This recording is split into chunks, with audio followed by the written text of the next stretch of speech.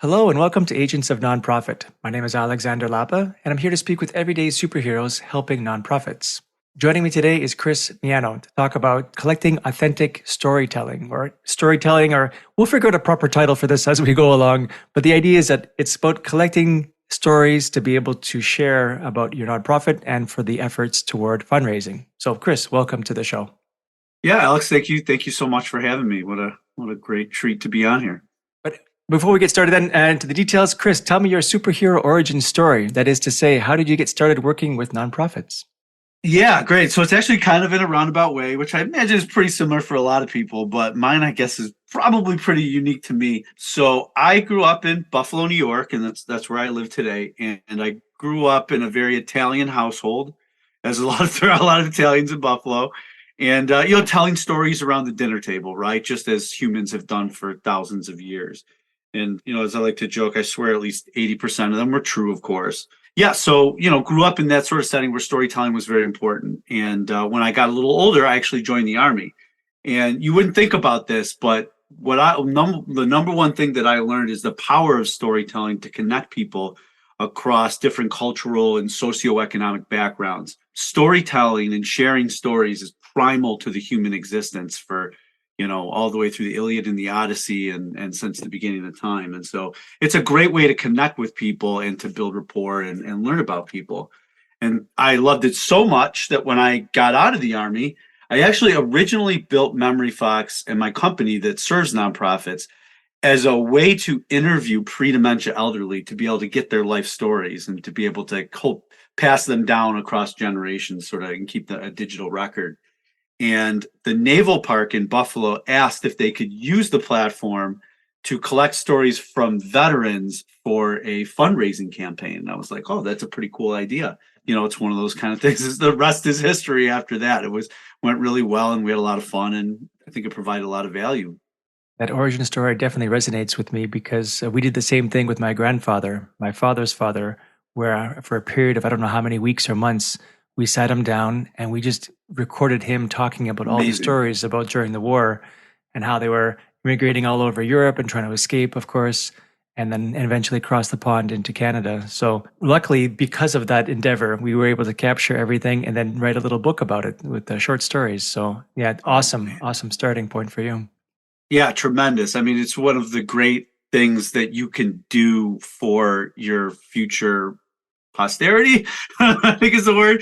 Like, you know what I mean? Like that transfer of wisdom, that transfer of information. You can't fake it. You can only do it through their voices authentically told. And so that's sort of a North Star. Even though we don't work as much with that side as much as I would like to, that's still a North Star, right? That's the power of storytelling. Curious to know, you said your company is MemoryFox. How did you come up with the name of MemoryFox? Well, it's kind of funny. It's not that, unfortunately, not as interesting of a story.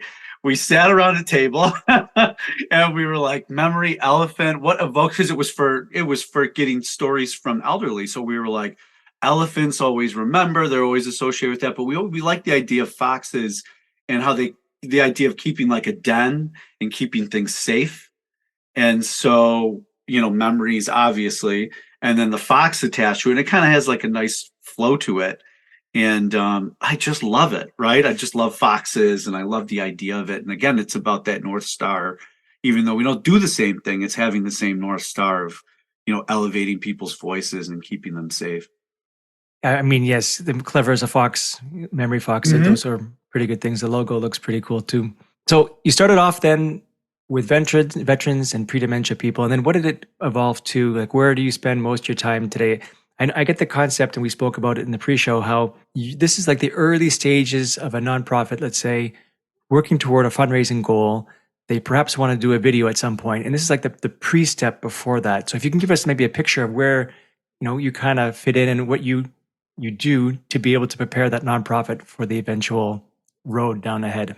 Yeah, I mean, ultimately the thing that we learned. So we go do this project with the Naval Park, and it's an executive director, a marketing coordinator who's a little younger, is not like an experienced marketer that knows multi-channel and all these types of things, and a lot of volunteers, right? And that was basically it. That was who was doing everything, and kind of what we learned is that it isn't like the collection is a big problem. Like collecting video is obviously a very difficult thing. And keeping it all organized is a very difficult thing. But it's like the whole content journey is really a problem. So you have to plan, you have to notify everybody who's going to be participating in it. You have to actually have a system to collect the content, the video, and that could be a pain in the butt. And then you need to actually keep it all organized in one place. And then you actually need to design it, right? Because you want to share raw content, but some of it really does need to be shaped and designed a little bit. And then you need to share it. And then you need ROI on that. And that's multiple stuff. I mean, that's a lot of work for a marketing coordinator or even a marketing director who has staff underneath them. And so, we realized that this was a big problem and there was really nothing out there specifically designed for nonprofits to take them from end to end as a storytelling solution that could be like digitally facilitated. So that's what we've been helping people with. Some of it is we're not done building. It's one of the things I learned about software is it's a long process, and you build incrementally, learning from customers and that sort of thing. But we some of the stuff we do through services and extras, but it's about facilitating that whole process to really make that marketer's life easier so that they can tell their story and elevate the voices of their community. Oh, software is never done. Don't think that you are going to reach a point where you're going to have to stop investing. That's That's never the right. case.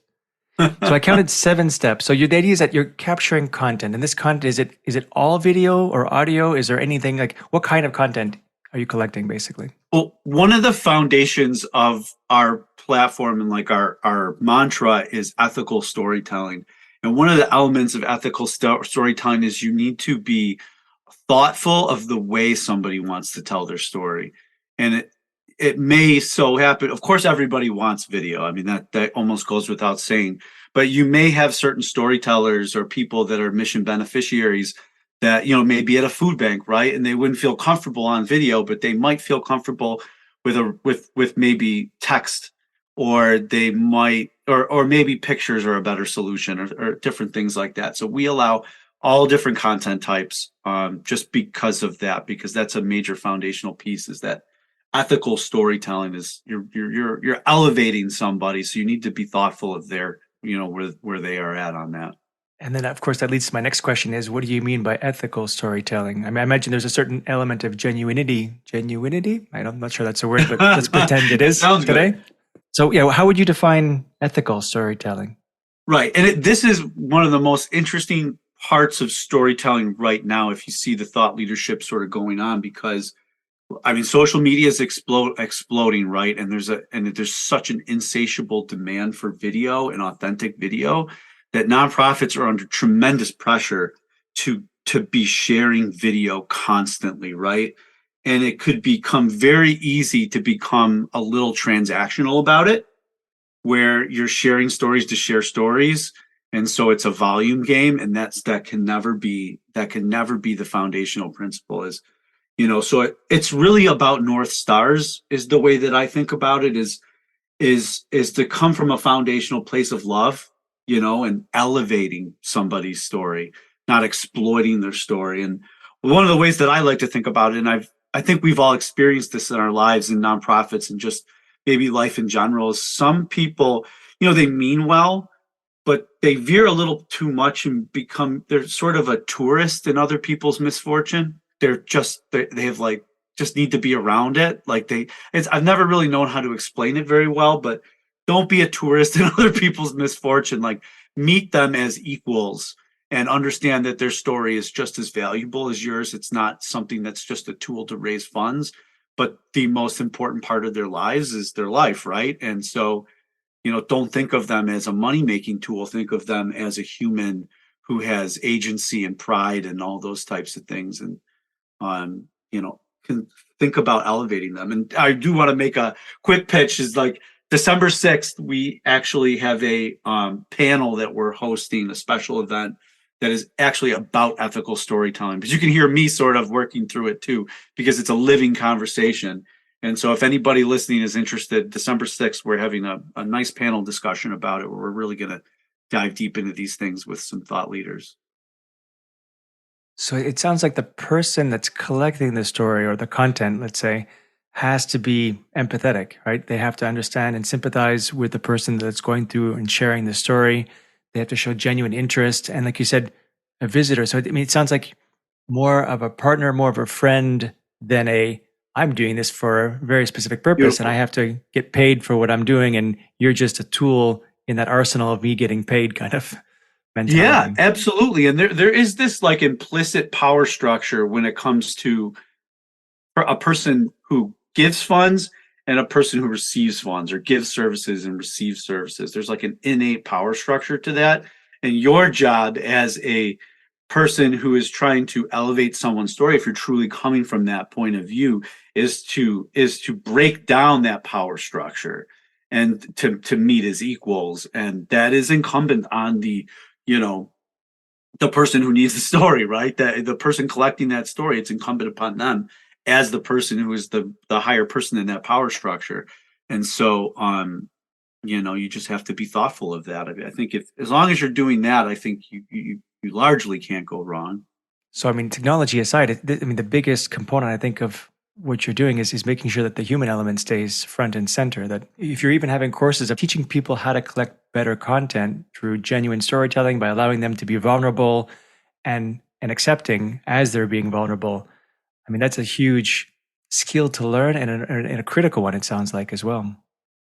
Yeah, and that's part of the challenge is that not everybody is equipped for that, right? You may be a great social media marketer, you could be a great content creator, you could be a lot of different things. Heck, you could be an executive director and an accountant at a small nonprofit and you're thrust into being the marketing manager, right? And my hope is that if we build great software that elevates everybody's game, regardless of their abilities, then we're using technology the right way, is to sort of level the playing field. I mean, you think of like the for-profit side, right? I mean, just by virtue of being able to pay people a lot more, they attract, more sometimes more sophisticated talent when it comes to integrating all these different marketing channels. And so nonprofit marketers are already kind of swimming upstream when it comes to marketing against these big brands on social media and just alongside all these marketing channels. And so the goal is to level that playing field, right? Is that's when technology is at its best. Yeah, we talked a bit about in the pre-show how for-profit companies, because they generally have more money than nonprofits do, and they have more access generally to better marketers. And it's about being able to artificially create authenticity and ethics and genuine and being vulnerable because the end goal is different, right? That's one big thing of why I love working with nonprofits so much is because the end goal is different than for-profits. And when you're in a for-profit company, because you are motivated, usually at least by finances, you will find ways to do things knowing that end goal is in mind. So you might take different kinds of shortcuts that are less ethical because it gets Mm-hmm. you to that financial goal faster. And because you have more money at your disposal, generally, there are ways of simulating or artificially simulating the authenticity. And nonprofits have to combat the results of that, right? Let me give you another example. Just recently, I was watching a YouTube video, very relevant to this conversation, where it was actually a Montreal guy, very famous guy, Ryan George, who said that this is a big commercial department store tweeted or posted that we care, just the sentence "we care." And then one person says, "Oh man, that's really cool." And he tries calling the company and says, "That's great. I'm happy, so happy you care." And you're like, "What do we do now?" And then the first guy who answered the call has no idea how to respond to that. So he continues working up the corporate ladder to get to the president, and the president's like, "Yeah, we care. This is our corporate message. We really care." And he's like, "Oh, that's fantastic. That's really great. Thank you so much. This is a big milestone for me. I really wanted somebody to care." And of course, it's all fake all the way through it. I won't spoil the video. You should watch it. But the idea is that's all fake. And at the end, you realize that it is fake kind of thing. So nonprofits have to fight that with actual, genuine, real stories. Is there any kind of what is your take on that? I guess is my question after that long Yeah. story. I mean, that's like become my passion. This is like become like my thing to bring up at the bar with my friends who or maybe less interested, just want to talk sports. But I want to talk about this because I think it's super interesting. And it sort of speaks to the secret power of nonprofits that a lot of them are not leveraging. And it's that true authenticity is that, and that's why like nonprofit, some people have a challenge with nonprofits because they aren't as ROI based because they're dealing with sometimes very complicated missions that don't have clear ends to it.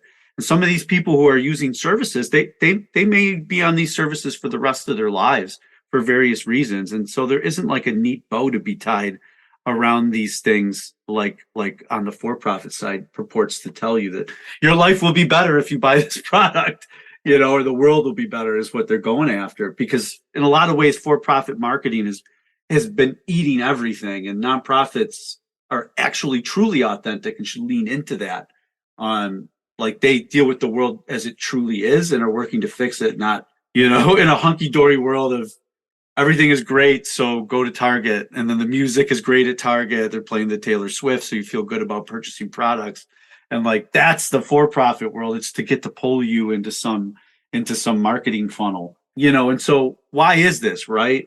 And I think a lot about this, and there's a lot of theories about why things are the way they are, but individual giving is down, and it's down kind of a good amount.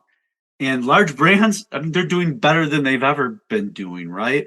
And this might be like a hot take and an overgeneralization, but I mean, I think some of it is about where people are putting their money, and brands have become so good at making you feel like you're a good person for buying their product that it's replaced giving. And like, I don't mean that it has entirely replaced giving, but that's what they're doing, right? Maybe not even consciously, but when for-profit brands purport themselves to be like to position themselves like nonprofits, you see a lot of commercials in there. They're like how a nonprofit would do their, marketing. And so what they've done is they have immense budgets, and so they're better at positioning that way than even nonprofits are now. And it's gross, but that's the point of it, is that's why I tell nonprofits that I work with is lean into your authenticity, right? That's your secret power, is if you lean into that, don't be afraid to show your mission beneficiaries and your volunteers, and don't feel like you need to show like a young millennial who's, like a representative of the people that we want to target. Like, no, like be authentic about who you are and who you represent, and don't be afraid of it. Lean into it. And I think you always get better results because that's what people want to see. That's what people want to donate to. So that's where my passion is trying to be relentlessly authentic. I think that's the best thing nonprofits can do. I'm visualizing some corporate logo that says, buy more, live better, as if those two Yeah, are and somehow related. Yeah. they're so good. I mean, they're so good at it right now. And there's some great books that have been written about it. Amusing Ourselves to Death is a great one. That's more about like the news eating everything, but like news and, it's not that different, right? In some senses is this idea of, marketing eating everything, is a real challenge. This might seem like an odd question, but I'm starting to think that if something becomes overused, completely saturated, it loses its value generally. Do you believe that there's not maybe today, but at some point, can you see a moment where the for-profit world has completely saturated and pulled all the heartstrings that they could possibly pull on every single person, so that this, genuine stories kind of lose their value as a result of it? Is that, I mean, it just popped into my head. I'm wondering which one, and I know it's more of a down the road kind of conversation because I think that's not an issue today, but it is something that I thought of that might happen down the road. Well, two things about that. One, I think they're a wily bunch, right? And they'll always figure out what the next thing is because they have, all the resources and time and people in the world.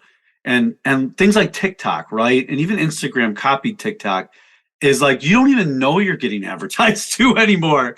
Like everything is in some way an advertisement or leads to an advertisement. And the whole idea of all of these social media platforms is to make you feel like you're not getting advertised to, is to entertain you and to like pull you into these things. So I think it already has happened multiple times. My hope is I have 2 young kids and a third on the way. And we have this conversation, my friends and I, all the time. Is like you find yourself I think it's very natural at a certain point to find yourself a little discouraged by the way the world turns sometimes. And especially if you're a certain generation and a certain age right now, it feels like since you turned 18, it's been nothing but I turned 18 like around 9/11. So it's been like nonstop, right? And you worry about the world that they're going to grow up in. But I feel a little optimistic because there's sometimes I see in young people is they are going to be way more perceptive of these things. And I think they can spot bullshit way way better than us, I hope.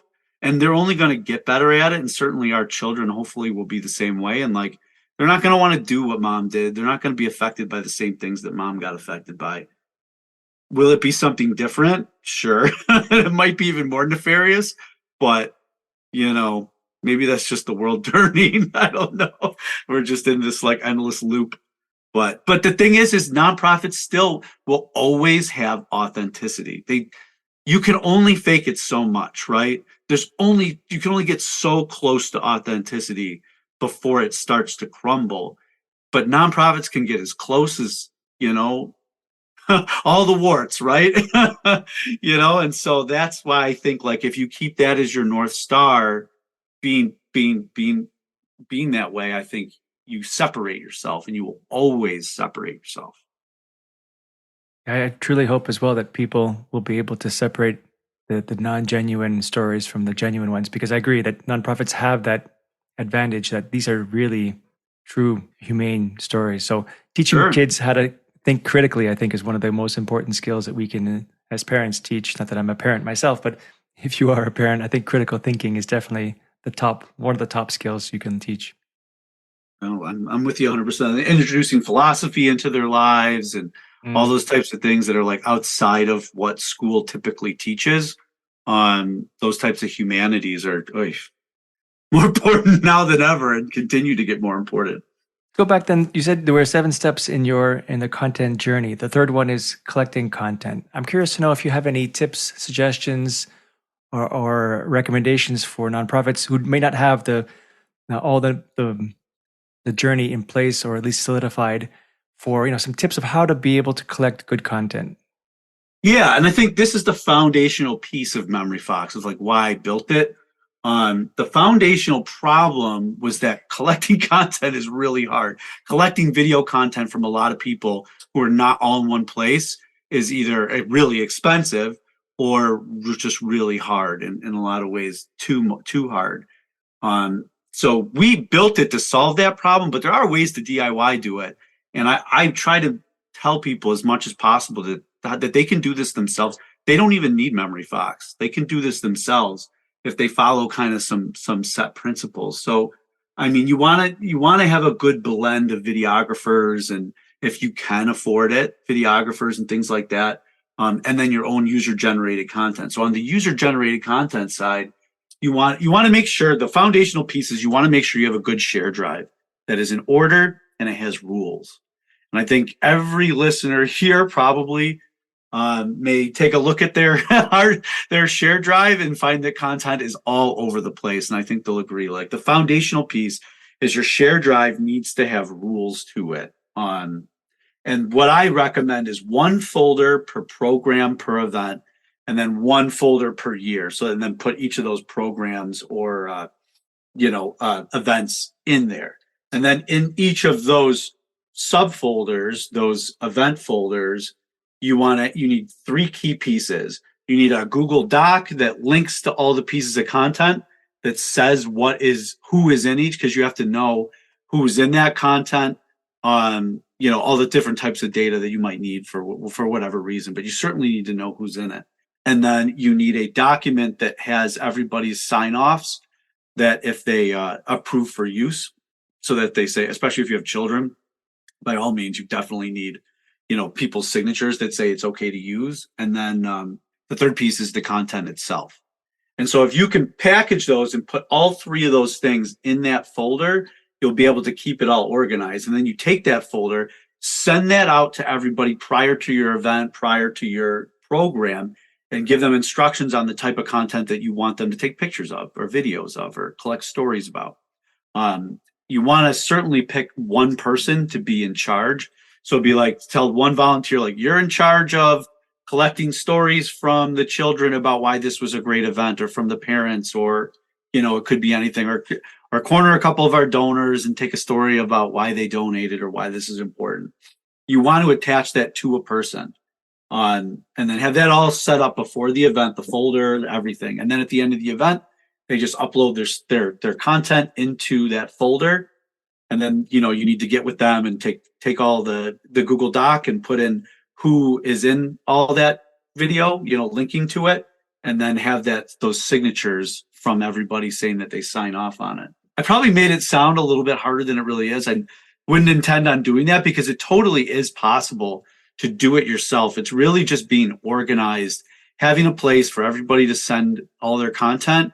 But the biggest piece is making storytelling a part of your processes, and say, for every event, for every program, we want at least a couple stories about that program, or a couple videos, or some content from that event, and then attaching that to somebody who is in charge of it. And then you have it all nice and neat throughout the years. And then when you're at your 20-year anniversary, boom, you've got years of content all organized. Who's in there? Is it approved for use? And then you can leverage it all year round. I love getting tactical. I appreciate that. Yeah, it's very tactical. But once you set up that system and get that muscle memory going, like, you can totally do it. Yeah, it's all about process. Once you get the system up and running and you iterate, make it better, improve it over time, and then it just becomes a muscle, like you said, where it just becomes easier and easier to do. Yeah, you've got like a pre-event checklist, and part of that is, okay, we got to set up the folder for this. We got to make sure we assign our chief content collector for the event, and make sure we have a printout to make sure that everybody can sign the waiver that says that we can use this for marketing and fundraising. In terms of technology, I know that tools are very advanced now, that even your iPhone and your Google phone can capture pretty good video, decent audio as well. I imagine that's not going to be your first choice, but for sometimes for genuine stories, I mean, would that be good enough? Yeah, what's funny is the best content that we usually see is actually someone just taking a selfie video. A parent with their child, a mission beneficiary, a donor. I mean, it always just is fantastic. Now, like I said, you need a good blend, if possible, which is not accessible to everybody. But certainly, if you have the budget for it, I would look at maybe once a year, maybe doing a more produced video. That can always be helpful, especially for your gala or for your annual report and things like that, or whenever you feel the need. But you want to blend, and you want that great user generated content of selfie videos or just videos of the mission in action and things like that, real grassroots content.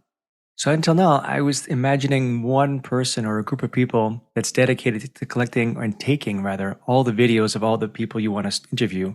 And you mentioned selfies. So are you saying that you notice there tends to be a combination of those two, ones that are produced by I'll call him a director or her director, in going to the various individuals, to the organization, to the food bank to see people, collecting food, and or just asking people, saying, look, you have a great story to tell, just capture it with your phone, and then we'll integrate it into the end result.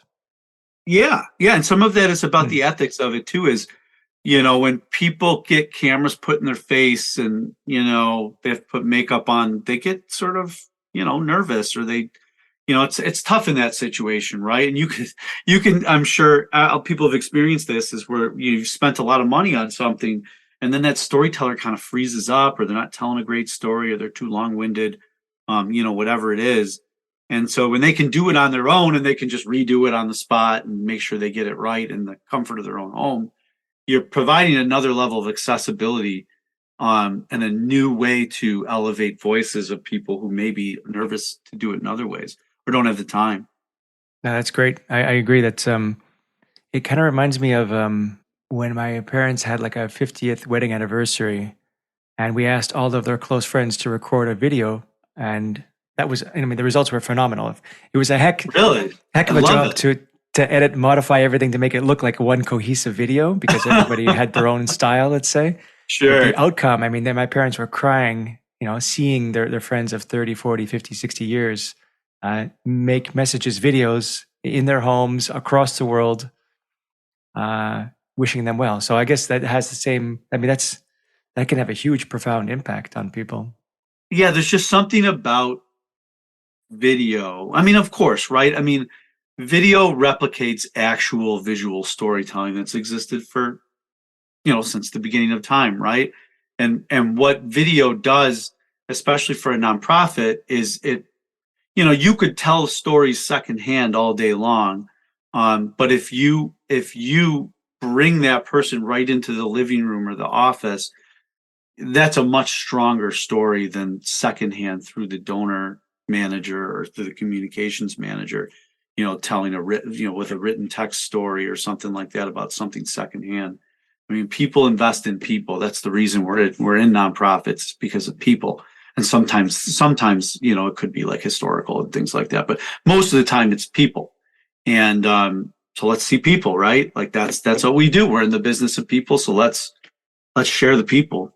In terms of outcomes, we talked a bit about at the beginning how some of these stories, some of these videos are intended to help nonprofits get better or more donations for fundraising purposes. Maybe you could share a story about that, and or are there other outcomes that you find that these stories can help share and encourage and improve upon? Yeah, and there's been actually a lot of studies on this, on the power of video to impact. I mean, a lot of it is on the for-profit side and less on the nonprofit side, but there's some great studies. So, for example, Classy, the old, the software, they did a study of their campaigns that you can do on the website, and campaigns they had video generally received 114% more funding than campaigns that didn't. Right, and that sort of makes sense. I think we all would agree with that. That like video is just that impactful. And Stanford Graduate School of Business, they did a study that stories are remembered up to 20 times more than just facts alone, right? And of course, because that's how humans have communicated for thousands of years, not through facts. The Aeneid is not a collection of facts; it's stories that people remember. And then finally, 62% of people say they become more interested in a brand after they see it in short form video. So it's like all these things, like there's been a lot of studies that show how impactful video is. And so we have an example. I always like to say this example, this organization called Kids Health Connections in Michigan, and they have, they do a series of community events, and one of them was a Fit Kids event where kids go and they do all these fitness activities, and it's really fun. And they collected videos. They had some QR codes set up, and people would scan the QR codes, and they would take videos of themselves and their kids having fun, or saying why they love the organization. And this was obviously all facilitated by MemoryFox. And they used those videos for a grant, and they attached them to their grant proposal, and they won their grant. Because, I mean, that really sets you aside when you're trying to influence these grant makers as, wow, I have a window into their organization. Look how happy that little kid is. Look how happy that mother is. So I think certainly grant making is a great way to use content, and probably a little underestimated. Those are people too on the other end that are making those decisions. So if you attach video to it, you darn better believe they're going to be more likely to approve that grant. And of course, your donor outreach. If I were a donor, right, of the organizations that I donate to, I would love to see it every day if I could. Video content from their organization. And every time they send me a video, I'm my heartstrings are going to be tugged on, right? And so I'm going to want to maybe donate every single touch point, even if it's $10. And then a third one is obviously is the one we talked about maybe the most, is standing out on social media, right? That video stories, just getting them out there, authenticity, not worrying about it being overly designed and all these types of things, is getting beautiful stories out there about your mission. So really those three ways, and are the main avenues of where your video has high ROI, for your organization. Yeah, those are great. Social awareness, brand awareness. I kind of put those two together at this point in our day and age. Sure. Fundraising, grant making. So all wonderful outcomes. And I'm then curious to know, going toward the future, like what in terms of MemoryFox at least, you said that the company still has some softwares to update or things that they Sure. have in mind. What would you like to see happen for your organization and for the whole content stage in general in the next coming years? Like, here's a good side question. AI. Tell me about how, if all you guys are using AI, or how that AI is coming into play in this whole content creation, content collection story. Yeah, that's great. I'm glad. It's funny because I mean AI, I feel like we could spend 10 minutes just talking about AI, because I think there's good things and certainly harmful things about it in terms of authenticity and storytelling that we've only just sort of scratched the surface of. But I think again, nonprofits are very positioned very well for this AI world, because I don't know about you, but I could care less about a fake video that could look as authentic as possible. I'm not going to donate to that organization because of that. And even if I perceive that it's fake and it gets out, I think eventually, there will always be ways to tell. But I think good, authentic video will always stand the test of time. But from the future, I think there are elements of AI to it. I mean, think about it. That planning phase. So like that was one of the things that I learned is the collecting and all these other things are hard, but if you're a small nonprofit, even just getting the ball rolling is not simple, right? You have to plan your content. You need to think about, okay, what are you lay out all your events. What are the types of content that we want from them? What are the types of questions that we want?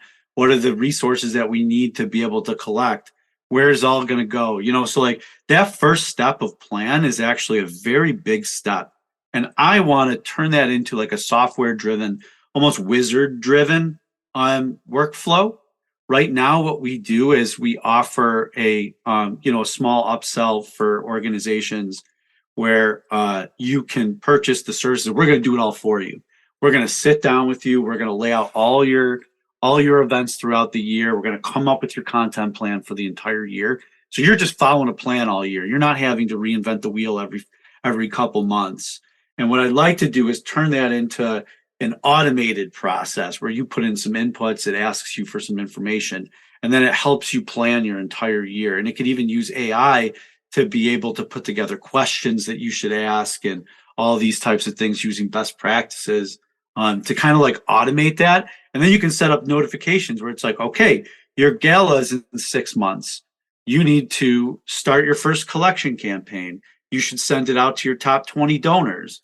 It should have the following questions, and then it'll send like follow-up notifications that say like, oh, these people didn't respond. Do you want to follow up with them? And like that way, it's like a pull process rather than a push process. Is like now you're the executive director, you're the marketer who has a lot of different hats.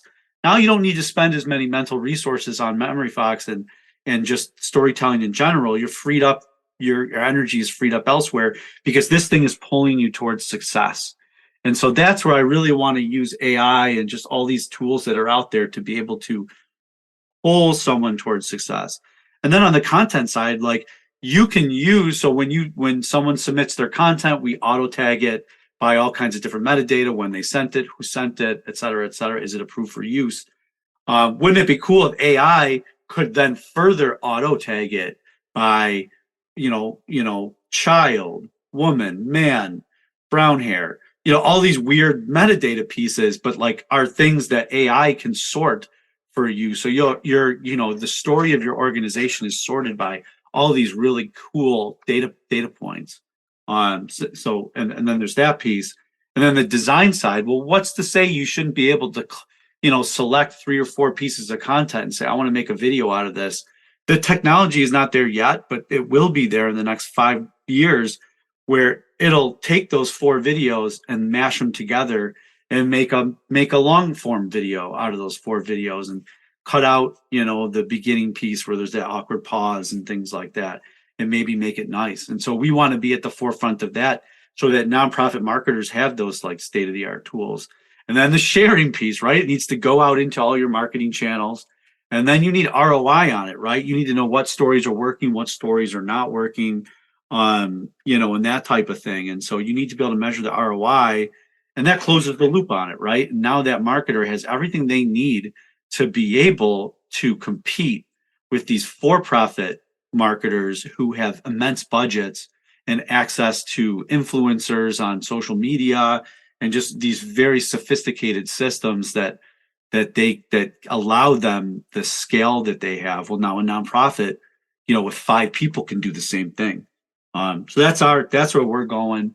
That's our mission. And you build software one step at a time.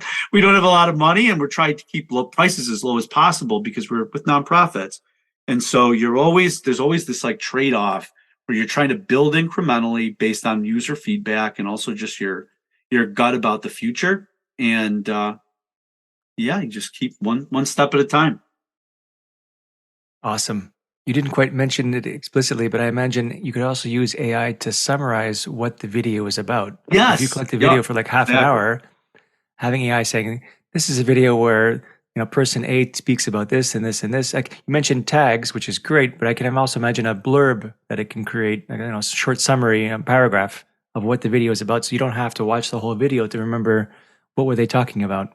Well, and you have to nowadays, we do have speech to text because for accessibility reasons, you have to have that now. So actually that feature does already exist. We use AI for that. Use it. There's an Amazon resource for that where it might be Amazon or Google, but automatically does it. And then you can put in translations, and then we can grow outside of the US. You can help in other places. I mean, certainly there are stories stories all over the world, right? I mean, this is a foundational human thing. This supersedes culture and all these other types of things. Everybody's a storyteller. So the sky's really the limit. It's really just keep marching forward. Absolutely.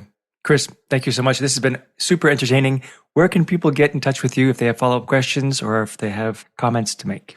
Yeah, Alex, thank you so much. Well, we're MemoryFox.io, so you can always go to our website. You can find us on LinkedIn. You can find us on all social media platforms. You can reach out to me anytime. It's just Chris@MemoryFox.io. Feel free to reach out, and I'd love to talk. It doesn't even have to be about MemoryFox. It could just be about storytelling, or if you have any cool feature ideas that you're like, man, it'd be cool if somebody built this, feature for storytelling. I mean, I can't get enough of it, right? Working in software and with nonprofits is so energizing and such a privilege and honor to be able to support so many great people. So yeah, those are the ways.